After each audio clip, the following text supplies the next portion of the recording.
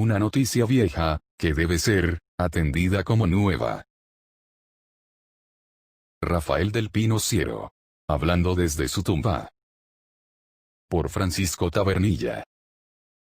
Hoy, sábado 5 de abril, de 2008, cuando encendí mi computadora para saber las noticias del día, me llamó la atención una información del periodista Alfonso Chardi, del Nuevo Herald, relatando cómo la muerte de un exiliado le cuesta a Cuba 253 millones de dólares. Al ver que se trataba del compatriota Rafael del Pino Siero, a quien conocí personalmente, en uno de mis frecuentes viajes a Miami a principios del exilio, e inclusive visité su casa, una vez conociendo que era un revolucionario activo contra la tiranía castrista, y de profundas raíces democráticas. Rafael del Pino Siero, un ciudadano de Estados Unidos, fue uno de los primeros amigos de Fidel Castro en la Universidad de La Habana, y uno de los primeros aliados que éste encarceló, después de haber asumido el poder en Cuba en 1959. Del Pino Siero, que había roto con el dictador cubano por sospechas de que Castro era comunista, fue capturado mientras trataba de ayudar a otro cubano a escaparse hacia Miami en julio de 1959. Murió en su celda, 18 años después, a la edad de 51 años, dejando sus dos hijos en Miami. Rafael del Pino Jr. y Milagros Suárez. Del Pino, nació en La Habana en 1926, pero se trasladó a Miami durante la Segunda Guerra Mundial. Se hizo ciudadano norteamericano y se alistó en las Fuerzas Armadas de este país. Después, regresó a Cuba para estudiar Derecho, y acabó siendo compañero de estudios de Fidel Castro en la Universidad de La Habana.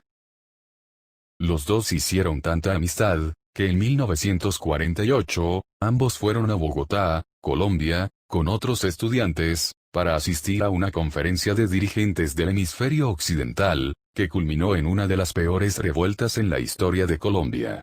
La revuelta tuvo lugar tras haber sido asesinado el candidato presidencial colombiano Jorge Eliezer Gaitán. Fidel Castro se cobijó en la Embajada de Cuba en Colombia, donde mi tío el Dr. Carlos Tabernilla y Dols, era el embajador de Cuba en Colombia.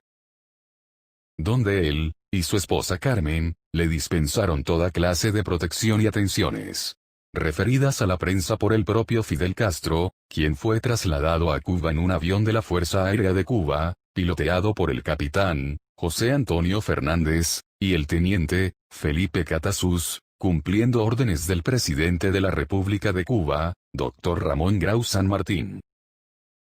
No sé si Fidel Castro regresó acompañado de Rafael del Pino Siero y otros estudiantes. La verdad es, que nunca le pregunté a mi tío.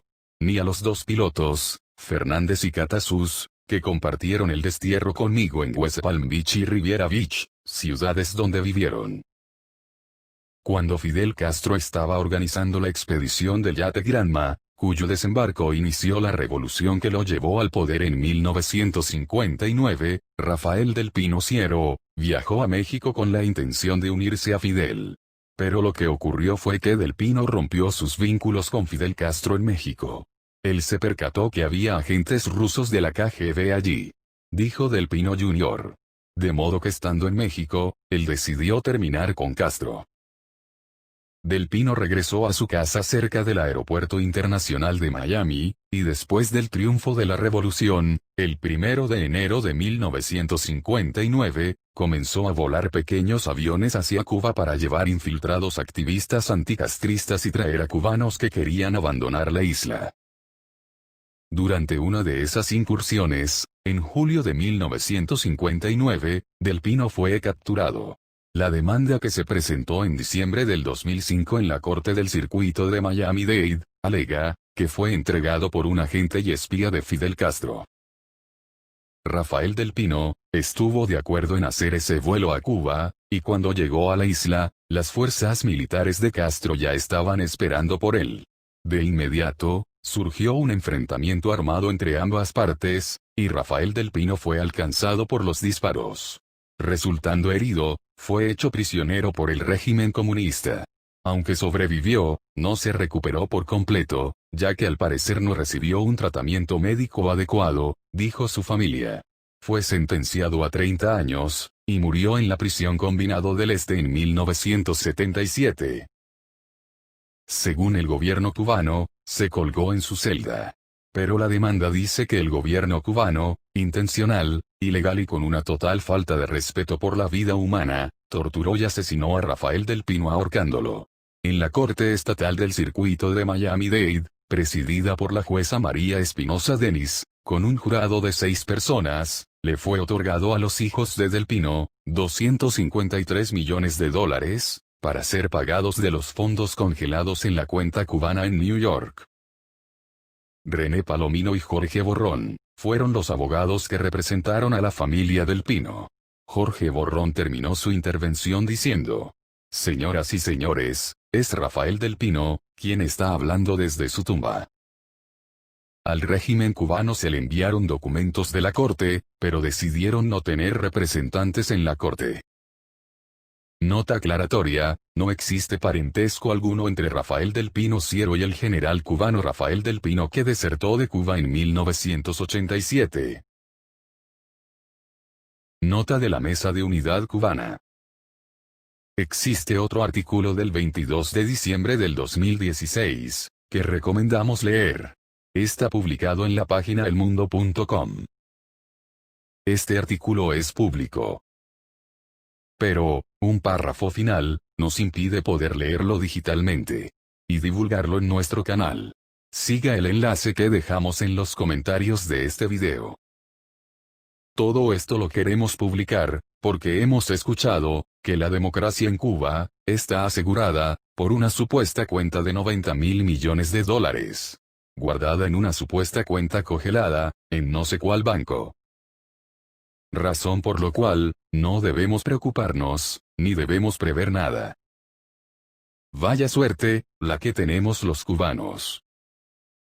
Países productores de petróleo como el gran país que es México, o los propios Estados Unidos, no pueden dormir tranquilos, cuando de dinero y deuda se habla. Despierten, cubanos. Tenemos que ser previsores y labrar nuestro propio futuro como país. Nadie hará la tarea por nosotros. No soy político, no soy economista. Me mueve un sentimiento nacionalista no chauvinista. Bajemos de las nubes. Los cubanos debemos seguir el ejemplo del pueblo judío y crear un fondo nacional internacional, controlado por los cubanos exiliados de todo el mundo. No hacerlo propiciará que lleguemos como limosneros a una inestable y difícil etapa inicial para una democracia que estará amenazada por los comunistas revanchistas, por los neocomunistas, por los falsos patriotas, por los delincuentes que se han creído que robar al gobierno comunista es mérito, por los que le roban a cualquiera, por los políticos sin preparación, por los políticos con preparación y con alma de ladrones, y por otros que por incapacidad no puedo predecir, que aparecerán en la escena de la nueva Cuba. Y por los reclamos de una población, que sabida en ese entonces de derechos de opinión, reclamarán dirigida por los anarquistas, los derechos que por las razones que fuesen. Por cobardía o por control desmesurado de la dictadura. Que en los nuevos tiempos, y con los nuevos e inalienables derechos reconocidos para entonces, reclamarán como nunca tuvieron el valor de hacerlo. Bajar las escaleras toma menos esfuerzo que subirlas.